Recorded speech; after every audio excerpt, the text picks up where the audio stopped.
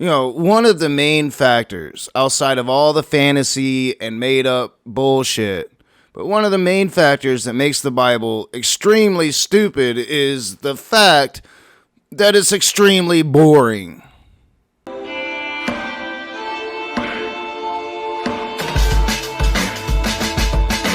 What's up, you godless bastards? You find yourself back inside the rage?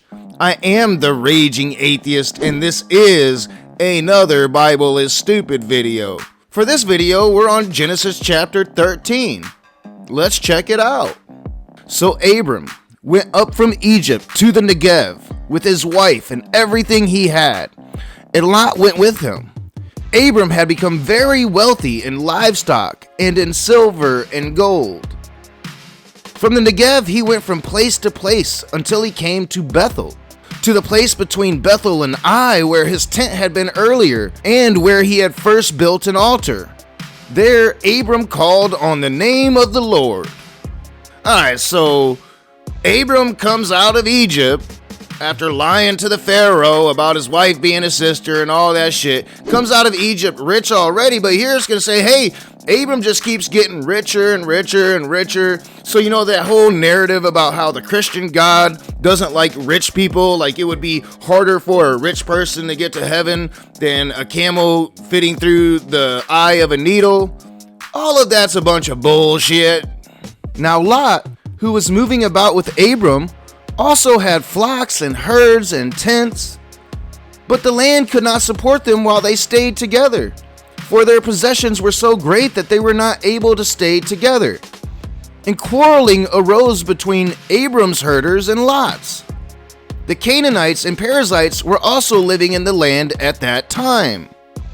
The Canaanites and the Perizzites were living in the land at that time because, well, it was their fucking land. Abram and Lot are just two rich-ass motherfuckers coming in saying that everything's theirs. And they supposed to be like cousins. They supposed to be best friends. And they can't even stay cordial amongst each other because both of them are becoming rich capitalist fucks and they need their own shit. And if you have another rich capitalist fuck showing you what you don't have when you should have it, well, that's a fucking problem. So Abram said to Lot, let's not have any quarreling between you and me, or between your herders and mine, for we are close relatives. Is not the whole land before you? Let's part company. If you go to the left, I'll go to the right. And if you go to the right, I'll go to the left.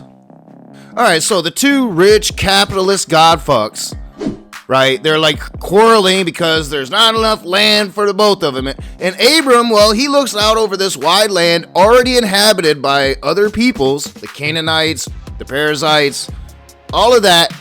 And Abram comes up with that age-old colonial capitalist notion. Hey, this is all our shit. Fuck those other people. You go that way, I'll go this way. We'll just make all of this our own because that's what we do. Lot looked around and saw that the whole plain of the Jordan toward Zoar was well watered, like the garden of the Lord, like the land of Egypt. This was before the Lord destroyed Sodom and Gomorrah. So Lot chose for himself the whole plain of the Jordan and set out toward the east. The two men parted company. Abram lived in the land of Canaan, while Lot lived among the cities of the plain and pitched his tents near Sodom. Now the people of Sodom were wicked and were sinning greatly against the Lord. I really don't know what it's trying to say here. Is it trying to say here that area became desert wasteland because, when God did what he did to Sodom and Gomorrah? Because I really don't get it. The Mideast was well watered, Egypt was a land of water. But then it says this was before the Lord destroyed Sodom and Gomorrah. So is it saying that when the Lord destroyed Sodom and Gomorrah, the Lord turned this area of the world into a desert wasteland? And here we have our first indication that the Lord really didn't like the people of Sodom. Now, it's not talking about any of that butt sex stuff yet, but it's just saying that they were really wicked. and sinning greatly against this made-up imaginary figure.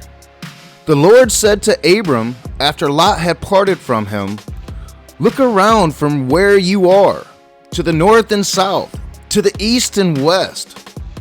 All the land that you see I will give to you and your offspring forever.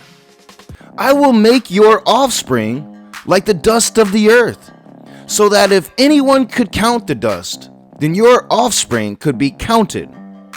Go, walk through the length and breadth of the land, for I am giving it to you."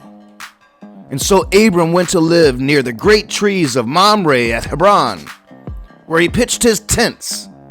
There he built an altar to the Lord. So literally here we have some really fucked up shit that would lead to some really fucked up shit later in this story. And we're going to get to it. We're going to cover it all.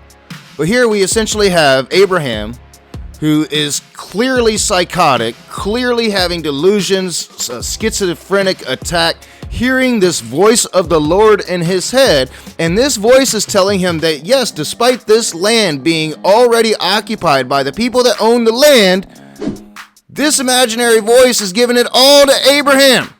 All of it. And Abraham believes the voice.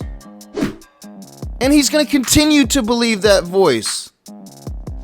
Right up until it tells him to kill his own child. Which we'll get to very soon. Like, I have a hard time processing how Christians can take this shit seriously. Like, if I start hearing the voice of the Lord in my head, and it takes me to Beverly Hills, and it tells me, hey, these mansions are mine, does that make them mine? Just more evidence that this book is one of the dumbest fucking books in the history of the world. I want to send that special thank you to my patrons. Your support means everything. I'm scraping by month to month, just barely keeping this channel going. And your support is helping in that endeavor. And I thank you. And if you like these videos, please hit the thumbs up. Share me on your social media. Subscribe. The interactions help promote this channel and this series. Comment in the comment section below. Let me know what you think about my interpretation of this silly book. I really enjoy the Christian comments. As always, I'll see you soon.